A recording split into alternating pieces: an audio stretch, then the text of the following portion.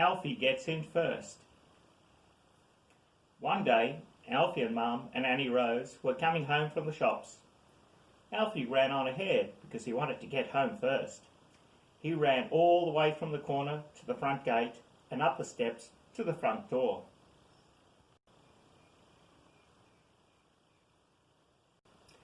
Then he sat down on the top step and waited for the others. Along came Mum, pushing Annie Rose and the shopping. "I raced you," called Alfie. "I'm back first, so there." Annie Rose didn't care. She was tired. She sat back in her pushchair and sucked her thumb. Mum put the brake on the pushchair and left Annie Rose at the bottom of the steps, while she lifted the basket of shopping up to the top. Then she found the key and opened the front door. Alfie dashed in ahead of her. "I've won," he shouted. Mum put the shopping down in the hall and went back down the steps to lift Annie Rose out of a pushchair. But what do you think Alfie did then? He gave the door a great big slam. Bang! Just like that. Then Mum was outside the door, holding Annie Rose, and Alfie was inside with the shopping. Mum's key was inside too. "Open the door, Alfie," said Mum. But Alfie didn't know how to open the door from the inside. The catch was too high up. Mum looked into the letterbox. "Try to reach the catch and turn it," she said. Alfie tried, but he couldn't reach it. "Can you put the key through the letterbox?" said Mum, but Alfie couldn't reach the letterbox either. Annie Rose was hungry as well as tired. She began to cry. Then Alfie began to cry too. He didn't like being all by himself on the wrong side of the door. Just then Mrs. McNally came hurrying across the street to see what all the noise was about.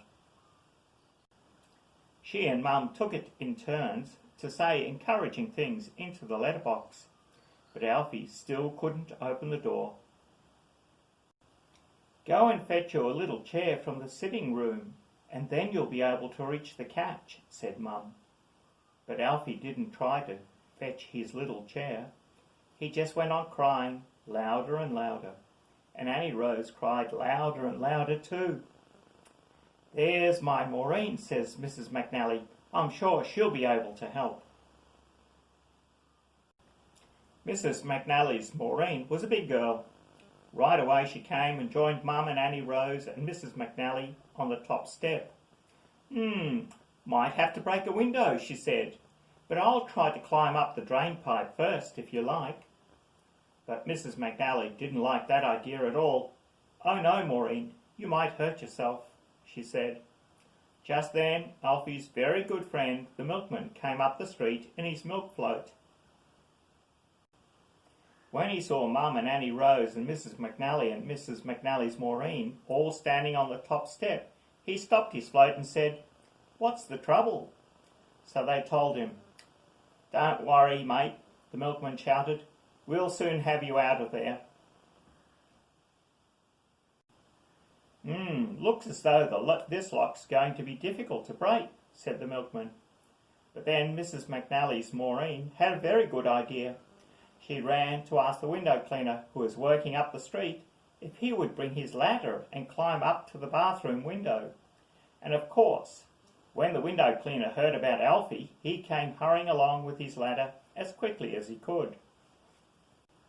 Then Mum and Annie Rose and Mrs. McNally and Mrs. McNally's Maureen and the milkman all stood on the top step and watched while the window cleaner put his ladder up against the house.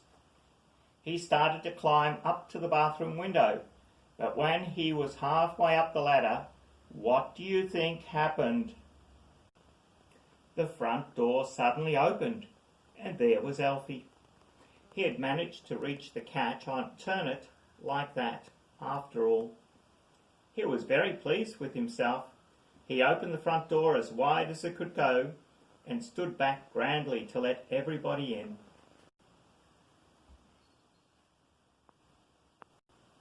Then the window cleaner came down from his ladder And he and the milkman and Mrs. McNally's Maureen and Mrs. McNally and Annie Rose and Mum and Alfie all went into the kitchen and had tea together.